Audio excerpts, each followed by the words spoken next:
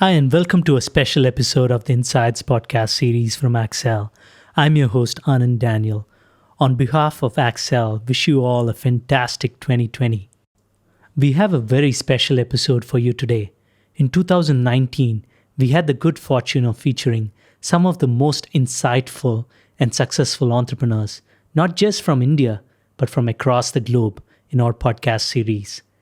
We began the Insight series with the vision to pick the minds of the world's best innovators and startup champions and share their wealth of information with those who aspire to start companies that touch millions of lives across the globe.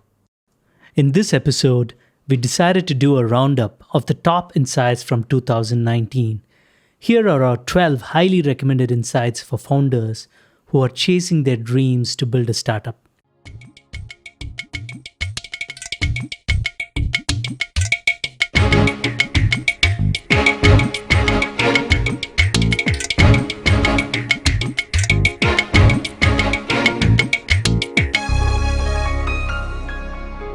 We have broadly split the podcast into 4 sections. First, finding the right opportunity. Second, building a team and culture to go after that idea. Third, raising money for the venture and building a sustainable company. And finally, some key lessons for founder growth.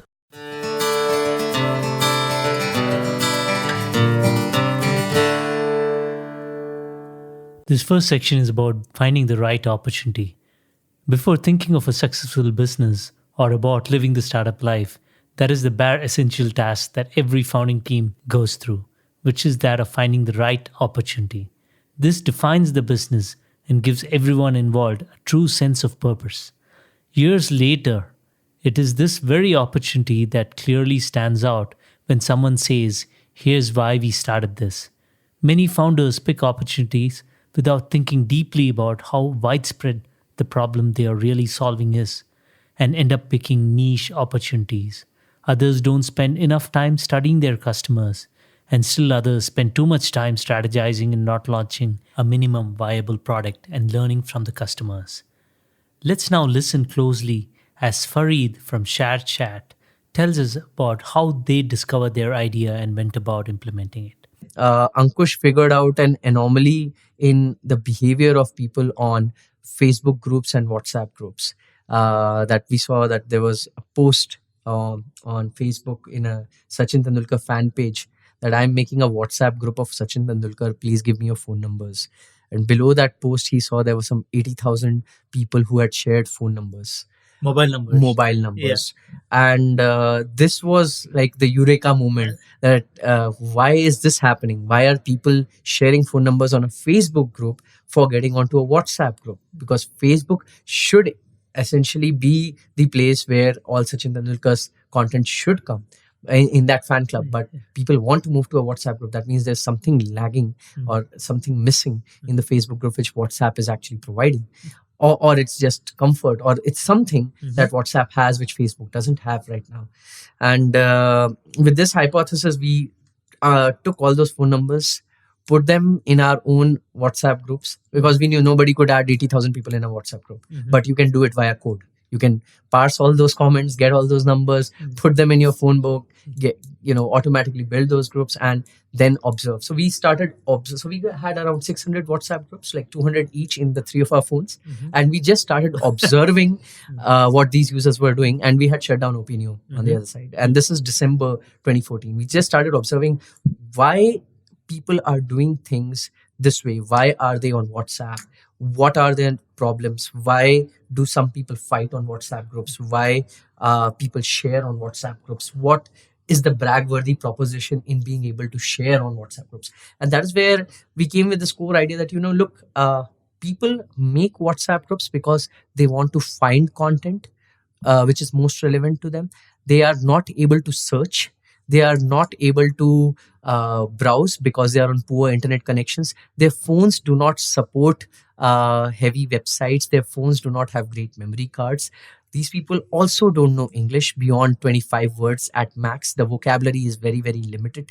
And moreover, the audience wants to find new people to interact with. Unlike us who have moved cities, there were these people who have stayed in the same city for 20 years of their life, or 25 years of their life, or 30 years of their life, have had the same set of 5 to 10 friends, have probably gone to the same market for all those years, have probably hit on the same set of other gender people, right? So these people want a discovery. They want a doordarshan. Yeah. They want to view outside their world, because their world is very limited, and the mobile phone acts as a gateway to the new world. So if we can smoothen out all these kinks, all these problems that this user has while browsing the internet, we will be able to be their one-stop shop for all content or people discovery needs.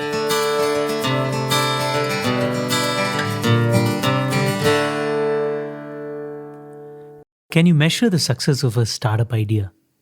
You can if you pay close attention to human behavior, says Kunal Shah, CEO of Cred and the former CEO of FreeCharge. He's an expert at reading human behavior and has his own framework on how startups can figure out if your particular idea is creating a delta change in the consumer behavior. He also talks about picking a market opportunity with good tailwinds and that being very important to the success of the startup. Let's listen to Kunal. I mean, I always thought I'm a mediocre founder who became successful. And I was looking at people who are really, really smart who were not successful. And I'm like, why does that happen? Then I realized that great product market fits, even with mediocre founders, create a lot of value. But terrible product market fits, even with the greatest founders, can never create value. Like fighting headwinds has never created value. It only burns fuel.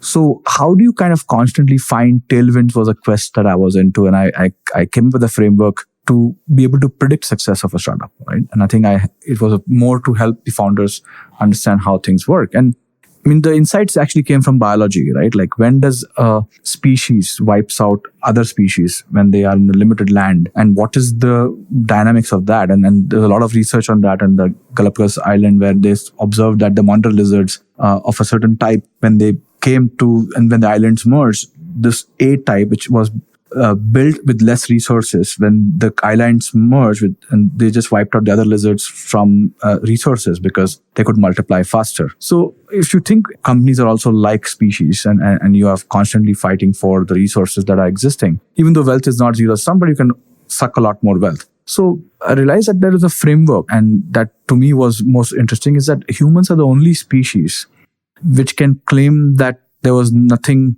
more efficient 10 years ago. If you ask a lion what was more efficient for you 10 years ago, they'll say life is almost the same. They're waiting for evolution to make them more efficient. But humans are the ones which are constantly finding tools and technologies to become more efficient. Like if I asked you what is more efficient 10 years ago, the answer is you'll probably not be able to answer a single thing, because all the efficient stuff is in the future. All the inefficient stuff is in the past.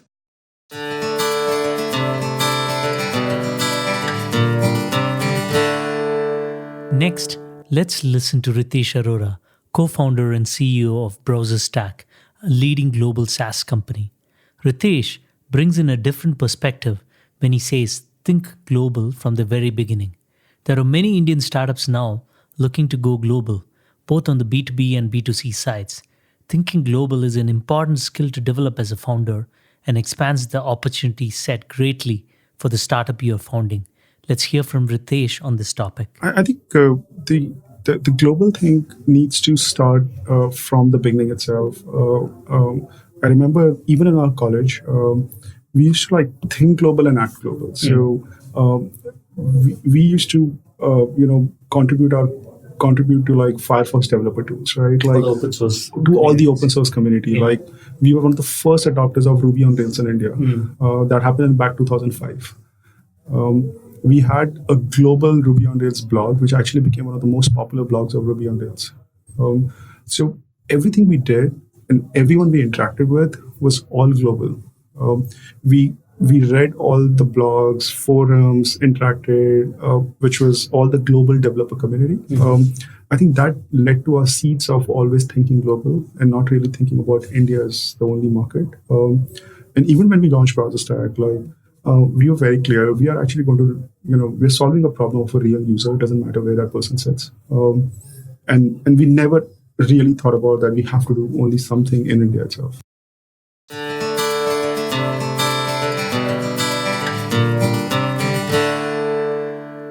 In the second section, we move on to the building blocks of any organization, the team, starting with the co-founders. Let's see what Naveen Tiwari, the co-founder and CEO of India's first unicorn, InMobi, has to say on this topic. He's a fan of having a co-founder to support the founder's journey and partner the cause of the company. Entrepreneurship can be a lonely journey at times, and having a co-founder is a great way to keep yourself going through the rough times. The first 2 years, it was just, me and myself, and we would talk to each other. And that's very depressing, by the way. And that's why I always say, always have a co-founder, because in these journeys there are a lot of low moments. Actually, most of them are low moments, and the co-founder's job is not to really go ahead and help you on strategy at times. Actually, it's more important role for a co-founder is to bring you out of these low moments which you are constantly in, and vice versa, by the way.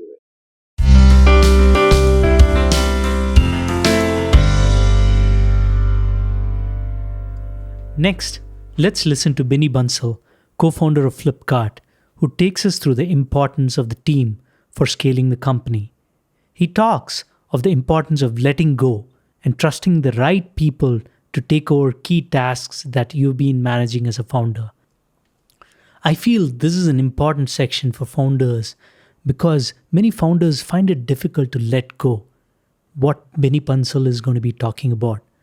They want to perform all tasks themselves, but there's only so much time you have in a day, and as a founder, it's important not only to hire good people, but empowering them and letting go of tasks and trusting them to do the right thing. Let's listen to what Benny has to say. We were just going crazy, and the only way we saw that we can scale as a company is have people like us doing things, right? There's going to be 100x of things to do. And then 100 people will need to be working like we work every day. So that was kind of clear. And so we would look for people who you can the way to let go is to actually get people to a point where, or hire people in a way, or after you hire, get them to a point where you can actually... To handle them to a point where you can... and then you can just give it away, right? Got it.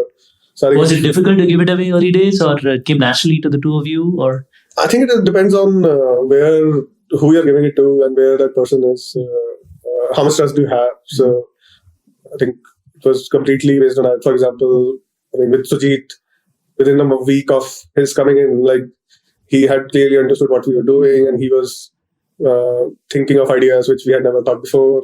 I had never thought before. So it was clear that he was just much better at doing that what I was doing. So it was very easy to give it away. So I was anyway the roadblock.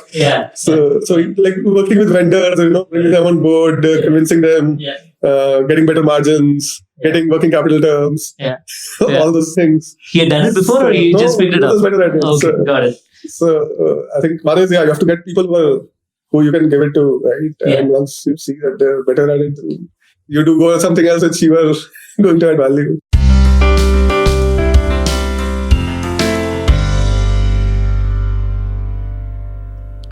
When you have a team ready, what do you do next? The answer is quite simple. Work on the culture. Girish Mathrubodham, co-founder and CEO of Freshworks, talks about the culture of the company as well as when he started thinking of it. He also emphasizes on the importance of cultivating an environment that inspires, motivates, and critically analyzes the company and the work it does. See, before starting talk about culture, I'll also talk about something that we fundamentally believe. Okay. Right? Now, I think even before I started Freshworks, when I was in Zoho, I was very happy with my career. But I used to meet some friends and cousins who used to always crib about their work. And I used to wonder, if you are so unhappy with your work, why don't you just quit and find another job, right? Why would somebody continue to spend years of their career and being unhappy, right? So this is a subconscious belief in my mind where when I started Freshworks, I wanted Freshworks to be a place where people can be happy and happy about their work. So Also, that is our first culture value, which is happy work environment with the double quotes on work. Because anybody can create a happy environment. Like, let's say you have a lot of games, flexi timing, free food. The environment can be very happy, right? But what the happiness I am talking about is people really feeling that, hey, I am playing to my strength. The job that I'm doing is like really tapping my potential. It's giving me an opportunity to learn. I'm working with other smart people, and I have a manager who's a role model. So these are all the things that what is important for an employee to be happy in their company. Nothing else matters, right? And interestingly, you see, I don't look at salary as the only thing that will make somebody happy. Like if you hire that kind of employee, the culture is going to go for a toss.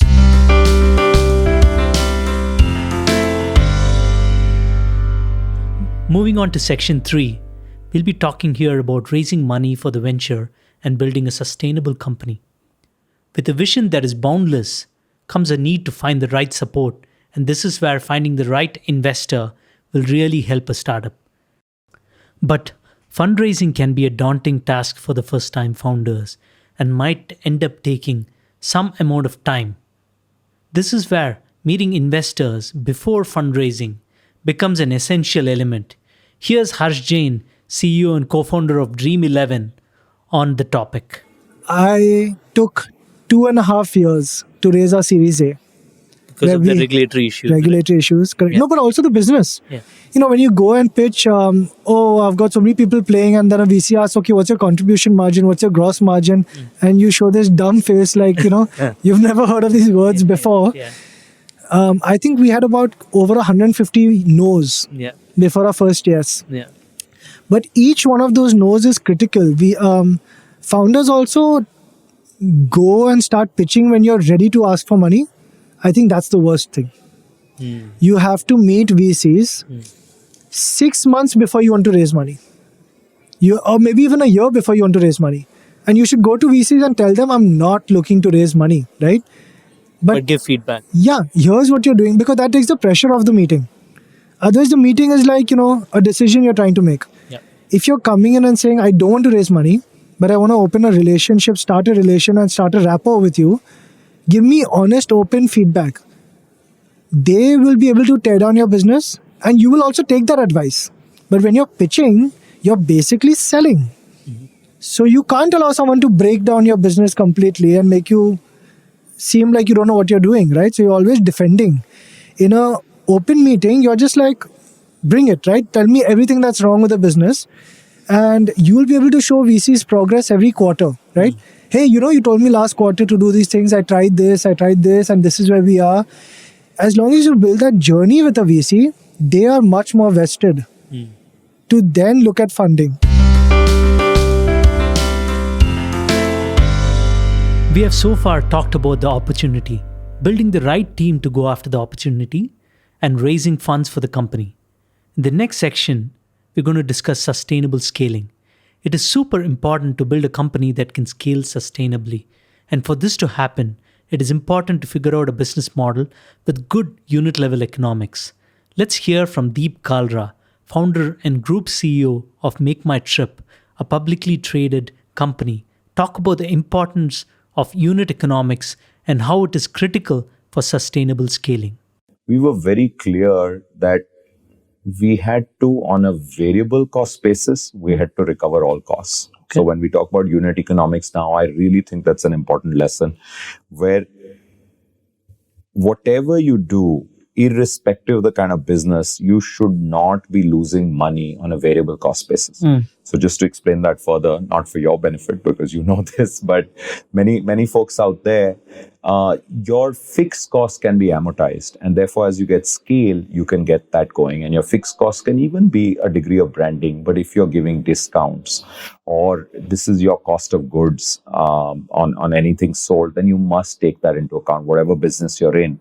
And as I say, even if you make 1 rupee on a transaction, it's fine, because when you do 1 million transactions a day, as people are doing today, you're making 1 million rupees a day, which is 10 lakhs a day, which is not bad. Yeah. So that's the way to think about it. So you have to really re-engineer costs, look at what you can make so that you are not only break even, but slightly positive. At the that's gross a really margin. important lesson. Yeah. It's a really, at variable cost basis. Yeah. I think that's very important. Yeah.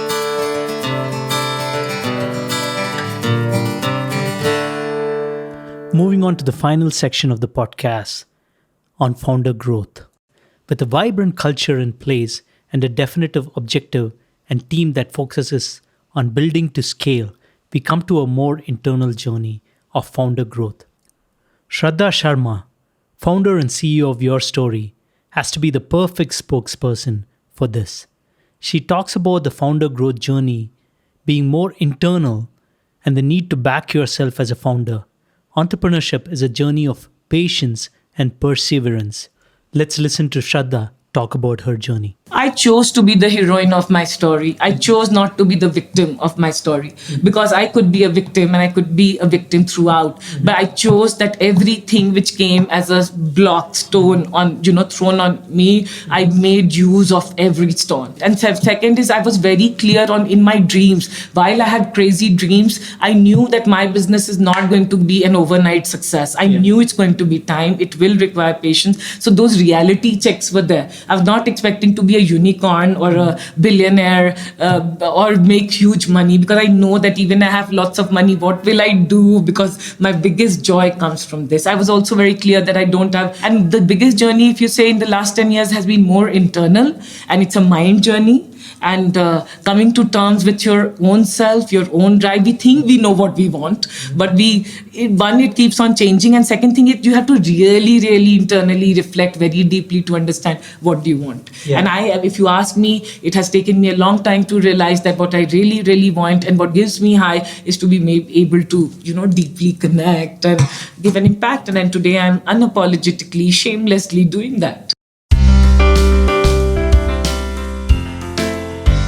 Very few people in this world have been successful both in corporate life as well as in giving back to the society through public life. Nandan Nilekani has crossed this chasm seamlessly. He's the man behind India's Aadhaar program as well as co-founder of Infosys. Nandan talks about the dual approach of being execution focused and being able to step back to think big picture. Nandan talks about why this is a key skill for founder growth. I think, obviously, if you are to be a founder, you have to be a doer. Yeah. Right? And because execution is very important. Yeah. And I'm a big fan of execution at scale, at speed, meticulousness, all that. So there's no issue there. Sure. But execution without a strategic framework is also not a good thing. So the thinking comes in defining a strategic framework of where you want to go, how you want to go there, and then converting that into the steps to execute to that goal. So that's how the thinker-doer helps, being able to visualize an end game or visualize some audacious goal and being able to segment that and execute that into a sequence of activities and also to prioritize them, saying this should be done now and that should be done. That comes, and you do it for a long time, that comes instinctively. So that ability is all, I think, required for a founder to be able to switch. Any practical tips on how you do it? Do you carve out time? There are people who go out, think for a week, or any. No, I spend a lot of time thinking. Okay. That is true. You just visualize the future. Okay. Going back to your CEO days or the founder days or the UID days. Yeah. So how do you, because there's the chaos of execution. Yeah. How do you extract from that? You should absolutely be execution focused, but not only be execution focused. So things to step back and they get time or think or whatever.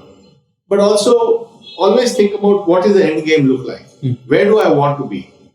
Whether I want to be $1 billion revenue company, or whether I want to have 500 million people on Aadhaar in 5 years, whatever my goal is. Don't deviate from that, and that should be the laser focus on that goal. So in your mind, everything you do should relate back. How is this activity going to get me to that goal? So I may do a lot of tactical things every day, but finally I should be able to say, this thing I did today ultimately will lead to that goal.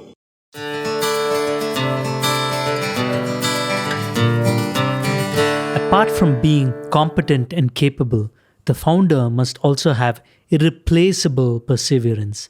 Ritesh Agarwal, founder and CEO of Oyo, India's largest hotel chain, which is now in 60 countries and counting, talks about the importance of perseverance as a key skill for founder growth. So, regardless of age group, perseverance is the single most valuable learning I have had. I have a short career. I'm still learning and I'm building my career. But I feel that in my short learning, perseverance has no replacement. Remembering that there is always light at the end of the tunnel and continuously investing in the same direction for a long period of time is the most important. And that's something that I have learned in the short experience.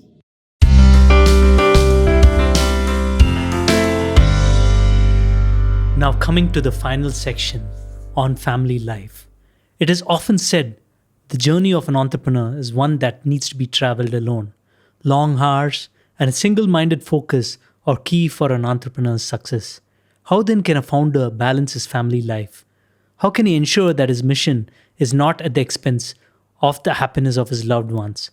Let's listen to Dheeraj Pandey, chairman and CEO of publicly traded company Nutanix, on his valuable insight into this important issue. Yeah, it's a hard one, actually. I mean, you really are doing this entrepreneurship with your significant other, and they have to be as much a partner in this as you are. They might not be coming to your office, but they're pretty much as involved in this, because otherwise, if not, it's very hard to run a robust venture of any kind, actually. I mean, you are at war, and when you go home, you don't want to be at war. Right? So it's so important that you reduce friction and really have it be a joint sort of goal, both the company as well as the company at home, which is, whether it's your children or your parents, whatever. I'm not the best of fathers. I could do a lot more in terms of spending time with my children. I'm not the best of husbands. I could do a lot more. But it's important to have that humility to go and at least say sorries and the thank yous, and really not not believing that your professional goals are yours alone. You have to think it is actually something that you share with your spouse. And with that, I think there'll be a little bit more peace at home so that you can be at war outside.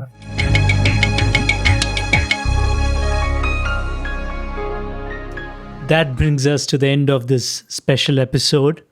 There were a lot of good nuggets of wisdom coming from some of the leading founders from not only India but also from around the globe. Hope you took some good notes and you can apply some of these lessons in your own entrepreneurial journey. Here at Accel, we'd love to hear from you on what episodes of the Insights podcast series you have enjoyed and what are the key lessons you've learned from listening to the podcast. We are also always open to feedback on what other topics we can cover that can help you on your entrepreneurial journey. Once again, wishing you a fantastic 2020. We have an exciting new season of the Insights podcast series from Accel planned for you for 2020. We'll come back with more news on that in just a couple of weeks. Stay tuned.